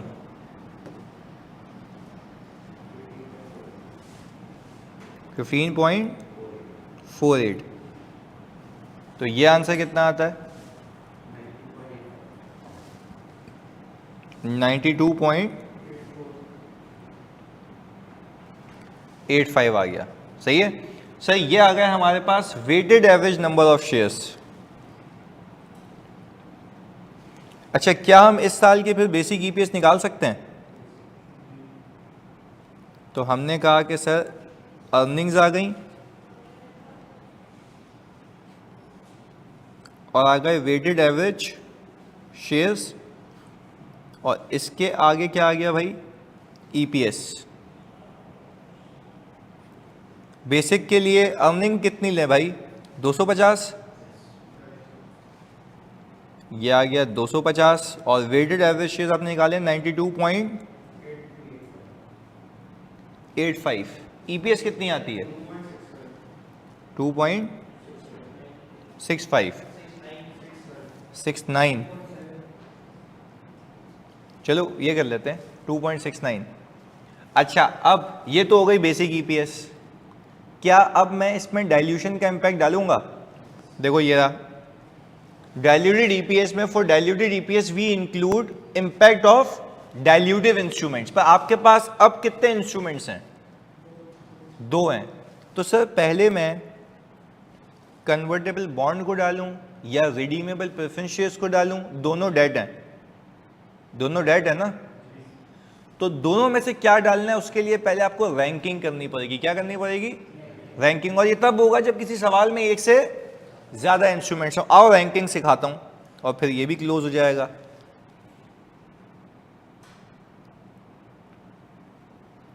रैंकिंग, मैंने कहा रैंकिंग के लिए आप यूं करते हैं, अर्निंग, शेयर्स इंपैक्ट, रेशो और रैंक। अच्छा, सबसे पहले मुझे बताओ आपके पास रिडीमेबल प्रेफरेंस शेयर्स हैं? ऐसा है। अच्छा जल्दी से मुझे यहाँ पे आप कैलकुलेट करके बताएंगे, रिडीमेबल प्रेफरेंस शेयर्स पे 10 मिलियन इंटू 50 इंटू 12%, 60 आ गया। आपने कहा मैंने यहाँ पे देखा कि अर्निंग का इम्पैक्ट कितना होगा इस इंस्ट्रूमेंट पे, 60 का, और नंबर ऑफ शेयर्स कितने इशू करूंगा, 30, ये रहे ना 30, ऐसे कि 10 इंटू 3, ये आ गया। तो ये रेशो कितना आता है, 2 का। अभी रैंक नहीं दे रहा, पहले देख लेते हैं आगे क्या है। फिर मैंने कहा यहां पे आ गया कन्वर्टेबल बॉन्ड्स। ओके प्लीज सुनिएगा, कन्वर्टेबल बॉन्ड्स, कन्वर्टेबल बॉन्ड्स के लिए आप गए सवाल के अंदर, आपने कहा प्लीज कैलकुलेटर आपके पास होना चाहिए, 3 मिलियन कन्वर्टेबल बॉन्ड्स हैं जिसकी पार वैल्यू है 100, तो आपने कहा 3 इंटू 100, ये हो गया 300 मिलियन। इसके ऊपर 10% का सूद, बट इस साल नवंबर, दिसंबर, जनवरी, फरवरी, मार्च, अप्रैल, मई, जून, 8 मंथ्स, 8 मंथ्स है ना।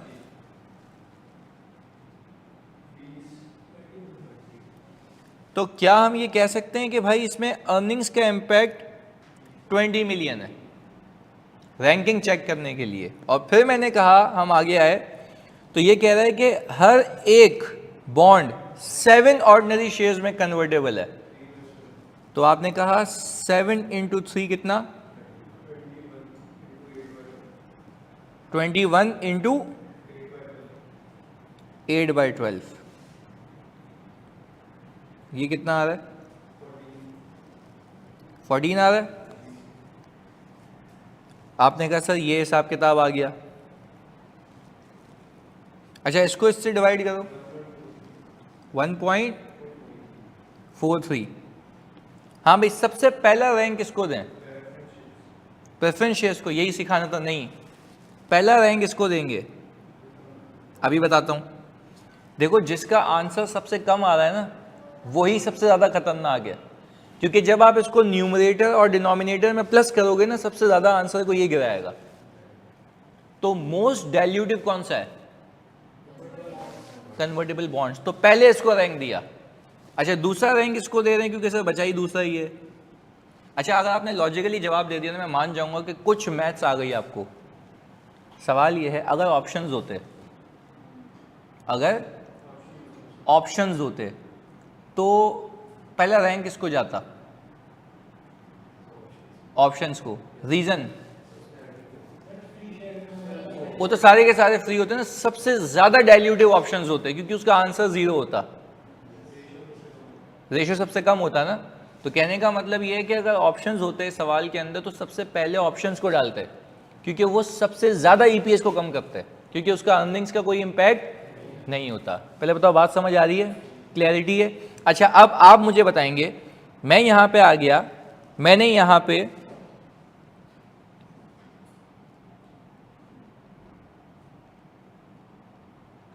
कन्वर्टेबल बॉन्ड का इंपैक्ट डालना है। अच्छा कैलकुलेशन तो मैंने की हुई है, 20 और 14 कर लूं यहां पे, ये कितना आ गया बच्चों, और ये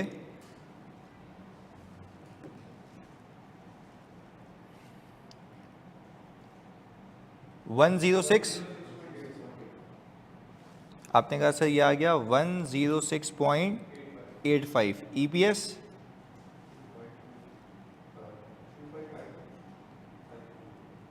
$2.52। अच्छा क्या यहाँ रुक जाए या एक और इंस्ट्रूमेंट है, एक और इंस्ट्रूमेंट है, वेरी गुड। तो आपने कहा सर वो है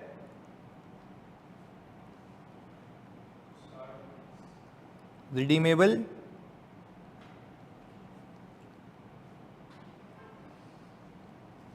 प्रेफरेंस शेयर्स, और आपने ये खुद बता दिया मुझे 60 और 20, 30 है। अच्छा 270 में 60 प्लस की है, और ये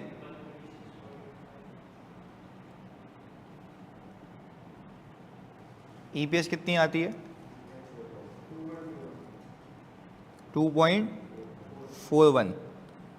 तो मुझे बताओ कि आपकी सबसे आखिरी ईपीएस ये आ रही है 2.41। अच्छा, अब एक एग्जांपल दे के चल रहा हूँ, पहले बताओ यहाँ तक बातें क्लियर हैं? यानी यार सिर्फ एक काम करना है, जब आपकी बेसिक ईपीएस आ जाए और एक से ज़्यादा इंस्ट्रूमेंट्स कन्वर्टेबल हैं तो रैंकिंग कर लेना, और रैंकिंग में जिसका रेशियो सबसे, उसको सबसे पहले यहाँ पे पार्क करना, क्योंकि वो सबसे ज़्यादा खतरनाक वही होगा। अब आगे सुनिएगा फोकस के साथ, जो बड़ी अहम चीज़ है। ऑनलाइन वालों मैं कंफर्मेशन चाहता हूँ, क्या यहाँ तक क्लियर है? जल्दी बता दो, क्या यहाँ तक क्लियर है जल्दी से? ओके गुड, आगे। अब मुझे एक बात बताओ भाई, फोकस के साथ, ये तो हमने यहाँ कर लिया। व्हाट इफ के आप इस इंस्ट्रूमेंट को डालते, मैं व्हाट इफ कह रहा हूँ, इस इंस्ट्रूमेंट को पार्क करते और आंसर आ जाता 2.55। क्या आंसर आता? 2.55। तो आप अपने फाइनेंशियल स्टेटमेंट्स के अंदर 2.55 नहीं दिखाते, 2.52 तक रुक जाते, क्योंकि आपने डाइल्यूटिव इंस्ट्रूमेंट्स बताने होते हैं, एंटी डाइल्यूटिव नहीं बताने होते। बात समझे वापस? इसमें कितने कन्वर्टेबल इंस्ट्रूमेंट्स हैं? एक कन्वर्टेबल बॉन्ड और दूसरा कन्वर्टेबल प्रेफरेंस शेयर्स। क्लियर है? मैं कह रहा हूं आपने दोनों को डाला, दोनों में आंसर कम आया। मैं कह रहा हूं व्हाट इफ आपके पास दो इंस्ट्रूमेंट होते और दूसरे वाले में आंसर पिछले वाले से ज्यादा आ जाता, जो पर मिनिमम होगा उस पर रुक जाएंगे, तभी तो आपने रैंकिंग की थी। तो अगर मैं कह रहा हूं 2.52 आया था, वो 2.69 से कम था, एग्रीड।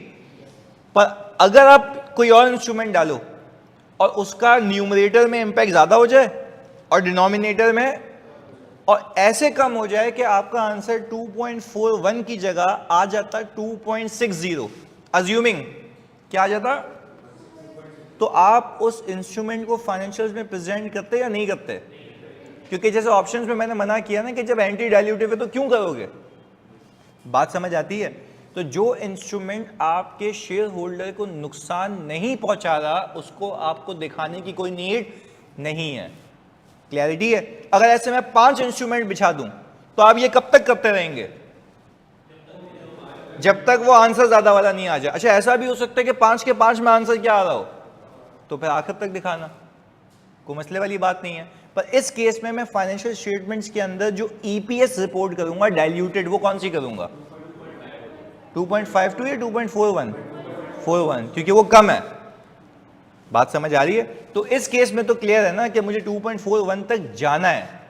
पर हाँ, अलबत्ता अगर मेरे पास इसका आंसर 2.60 आ जाता तो I must have been stopped at 2.52। पर करके चेक करेंगे तो पता लगेगा। तो चेक करने के लिए आपने आखिर तक जाना है, जब तक इसका आंसर डाइल्यूटिव से किस में तब्दील हो जाए, एंटी डाइल्यूटिव में। और एंटी डाइल्यूटिव हम कभी भी नहीं दिखाते। आप ऑप्शंस का इम्पैक्ट ले लो ना, ऑप्शंस के अंदर क्या आप दिखाते? आउट ऑफ द मनी होता तो नहीं, क्यों? क्योंकि वो कभी एक्सरसाइज करता नहीं, और ये भी कभी एक्सरसाइज नहीं करेगा ना भाई। सीधी सी बात है, आप एंटी, जिसमें फायदा है ना शेयर होल्डर को, वो नहीं बताओगे, क्योंकि हम तो इसमें वर्स्ट पिक्चर बताते हैं। हम इसमें कौन सी पिक्चर बताते हैं? क्योंकि पार्टिसिपेशन के बाद ये होगा डाइल्यूटिव ईपीएस का मतलब क्या होता है? कम होना, ना कि ज्यादा होना। बात क्लियर है? तो ये हमने एक लॉजिक क्लियर कर ली। अब आपको ये भी तो पता है कि ये तो हो गया इस साल की कहानी। पहले बताओ, रैंकिंग समझ आती है? ओके, और रैंकिंग कब होगी? जब एक इंस्ट्रूमेंट होगा, एक से ज्यादा होगा। तो बस वो डाइल्यूशन से पहले कर लेना कि भाई डाइल्यूटेड ईपीएस निकालने से पहले काम कर लेना। अच्छा, अब आपको ये तो पता है ना कि इस साल जो राइट इशू हुआ है उसमें बोनस छुपा हुआ है, तो क्या इसकी वजह से लास्ट ईयर की ईपीएस रीस्टेट नहीं होगी? होगी ना? हाँ या नहीं? बिल्कुल होगी। तो वो भी तो करनी होती है। पर अब बच्चे पता है बेवकूफ़ी क्या करते हैं एग्जाम के अंदर, वो इस वाली ईपीएस को तो चलो सही है, इनवर्स फैक्टर से मल्टीप्लाई करेंगे तो ईपीएस क्या हो जाएगी, पर डाइल्यूटेड भी तो चेंज होनी है ना। तो डाइल्यूटेड के लिए तो ये शेयर्स तो यही रहेंगे। तो इसके लिए मैं आपको ये सिखा देता हूं कि अगर मैं लास्ट ईयर रीस्टेटमेंट करूंगा फोकस के साथ, तो आपको मैंने ये सिखाया ना कि आप ये अज्यूम करें कि ये बोनस कब इशू हुआ था, लास्ट ईयर, क्योंकि लाइक टू लाइक का कंपैरिजन होना चाहिए। तो जल्दी से मुझे बताओ कि लास्ट ईयर की अर्निंग कितनी थी? आप लोगों ने कॉपी की हुई है, बेसिक की अर्निंग कितनी थी बच्चों? 210 थी। और जो आपके वेटेड एवरेज शेयर्स हैं, वेटेड एवरेज शेयर्स हैं, लास्ट शेयर कितने थे? 58.33। पर मैं पता है क्या कर रहा हूं यहां पे, 58.33 को 1.105 से मल्टीप्लाई कर रहा हूं। मैं ये क्यों कर रहा हूं भाई? जल्दी बताओ ये क्यों हो रहा है? सर ये इसलिए हो रहा है कि मैं इस नंबर ऑफ शेयर्स के अंदर बोनस इंक्लूड कर दूं, ताकि शेयर्स बढ़ जाएं तो ईपीएस कम हो जाए। कितने आते हैं? 64.45। ईपीएस कितनी आ रही है? इसको इससे डिवाइड कराओ, 3.42। और सर आपने लास्ट ईयर वैसे कितनी निकाली हुई थी? 3.6। तो ये कम क्यों हो गई? बोनस भी डाल दिया ना, लाइक टू लाइक। देखो अब पिछले साल की ईपीएस 3.6 सही है, रीस्टेट हो गई। किसकी वजह से? अच्छा अब एक काम मेरे लिए भी ये कर लो, 36 को डिवाइड करो 1.105 से, 3.6 को, सॉरी 3.6 को डिवाइड करो 1.105 से।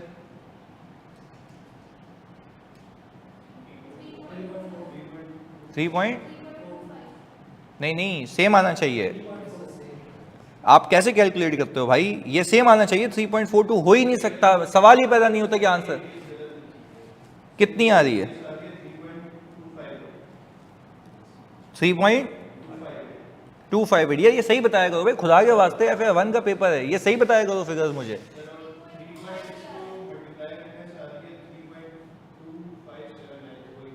वही सेम आ गया ना। तो मैं कह रहा हूं जब मैंने शॉर्टकट बनाया ना तो लॉजिकल है। ईपीएस कैसे निकलती है? Numerator divide by denominator. मैंने डिनोमिनेटर को उस परसेंटेज से बढ़ा दिया तो ईपीएस भी उसी परसेंटेज से। ये सिखाया हुआ है मैंने, क्लियर है? ये बिल्कुल केयरफुली किया करो। अच्छा आगे, अब मुझे एक बात बताओ, जैसे मेरी बेसिक ईपीएस रीस्टेट हुई, डाइल्यूटेड भी तो चेंज हो जाएगी ना। तो अब मैं क्या करूंगा, यहां पे वही लास्ट ईयर का डाइल्यूशन इंपैक्ट। जल्दी मुझे बताओ डाइल्यूशन इंपैक्ट कितना था? 60 और 30,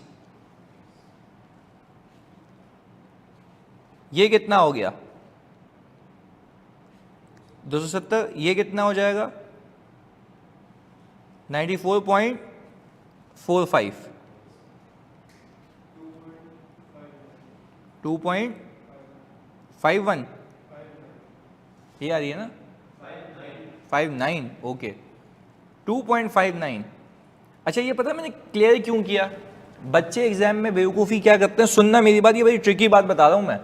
बच्चे एग्जाम में क्या करते हैं, 3.06 को उठाते हैं और इसको इन्वर्स से मल्टीप्लाई कर देते हैं। इसको इन्वर्स से मल्टीप्लाई करने के बोनस का इम्पैक्ट जो है ना, इस डाइल्यूटेड शेयर्स में भी आ जाता, जबकि ये तो 30 ही रहेंगे ना। नहीं यही बात समझ भाई, अगर आप कह रहे हो कि शेयर्स कन्वर्ट हो जाएंगे तो शेयर्स कन्वर्ट होके तो 30 ही कन्वर्ट होंगे ना, इस पे तो बोनस नहीं होगा ना। एग्रीड? तो कहने का मतलब ये है कि जब डाइल्यूटेड ईपीएस रीस्टेट होगी तो पहले आप बेसिक के शेयर्स डिवाइस निकाल लेना, जो मैंने करके बताया। देखो एक तो शॉर्टकट ये है ना कि आप इसको किससे मल्टीप्लाई कर लो, 1 डिवाइडेड बाय, ये तो आ जाएगी। पर डाइल्यूटेड ईपीएस के लिए आप ये वाला शॉर्टकट नहीं अप्लाई कर सकते, क्योंकि डाइल्यूटेड ईपीएस के लिए अगर ये शॉर्टकट अप्लाई किया ना तो आप ये तसव्वुर कर रहे होगे कि ये 30 के ऊपर भी बोनस दे दिया, जबकि ये असल शेयर्स तो नहीं है ना। ये तो कौन से शेयर्स हैं? What if. कौन से शेयर्स हैं? तो व्हाट इफ तो सेम ही रहेंगे। तो हमने पता है कि स्ट्रेटेजी बना ली, हमने कहा भाई अर्निंग्स तो 210 ही रहेंगी। एग्रीड? मैंने कहा अगर आपको बोनस का इंपैक्ट डालना है ना तो लास्ट ईयर के वेटेड एवरेज शेयर्स में इस साल के बोनस का इंपैक्ट डाल दो, तो आपको बेसिक ईपीएस चेंज मिल जाएगी। तो आपके बेसिक के weighted average number of shares change हो गए तो मेरे डाइल्यूटेड के खुद ब खुद चेंज हो जाएंगे। पर डाइल्यूटेड के जो 30 है ये कभी भी चेंज नहीं होंगे। तो हमने देखो स्ट्रेटेजी क्या अपनाई, आपके सामने की बात है। ये रहा 210 सेम रखा, मैंने खाली weighted average number of shares क्या किए, चेंज कर दिए। किसके? डाइल्यूटेड के, बेसिक के? बेसिक के। तो बेसिक ईपीएस चेंज हो गई। डाइल्यूशन तो अपनी जगह है। आपको पता है डाइल्यूटेड ईपीएस चेंज क्यों हो रही है? सिर्फ बेसिक के शेयर्स चेंज होने की वजह से। बाकी इसके अंदर कोई इम्पैक्ट नहीं है। आपके सामने की बात है, डाइल्यूटेड शेयर, डाइल्यूटेड अर्निंग, दोनों चीज़ें सेम पड़ी हुई हैं। ये जो डाइल्यूटेड ईपीएस चेंज हो रही है, इसकी वजह क्या है? Weighted average number of shares of basic. बात क्लियर है? पक्की बात है? ये था आपका पूरा हिसाब किताब। अब हमारी एक क्लास रह गई है ईपीएस की, जिस पे हम करेंगे पास पेपर। बात क्लियर है जी? चलें जी, ओके भाई, थैंक यू, अल्लाह हाफिज़। तो आज ऐसा सवाल दे दूं एक, अभी मैं एक लगा के भी देता हूं इस पर, सही ना? तो उसमें ऑप्शंस होंगे, तो वो ज़रा देख के करना। अभी मैं लगा देता हूं आपको।